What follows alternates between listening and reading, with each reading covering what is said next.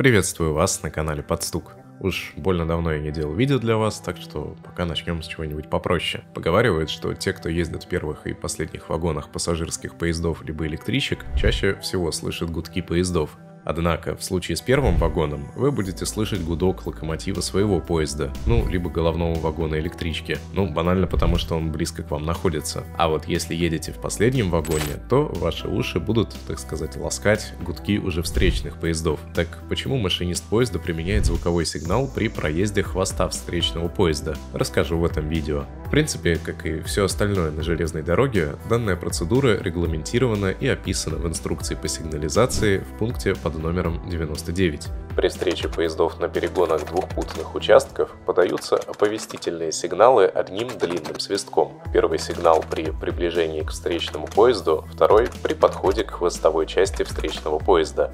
Начнем с конца. Догадаться, в принципе, можно, используя логику.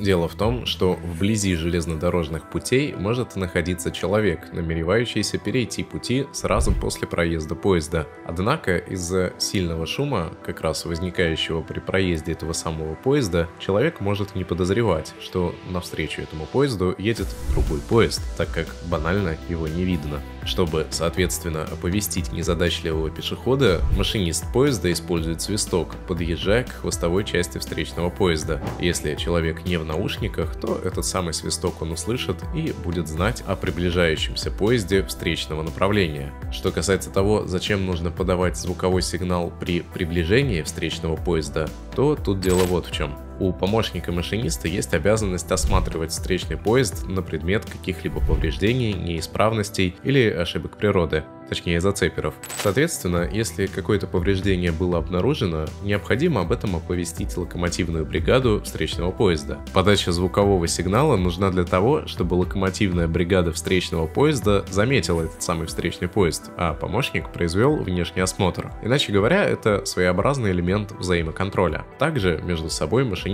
еще называют этот сигнал сигналом бодрствования, который дает понять, что локомотивная бригада встречного поезда не спит. Хотя, в принципе, из кабины машиниста прекрасно видно, кто там чем занимается в кабине едущего навстречу поезда. Ну а на этом на сегодня все. Если понравилось видео, попрошу подписаться на мой канал и поставить лайк. Делитесь этим видео с друзьями и спасибо вам за просмотр.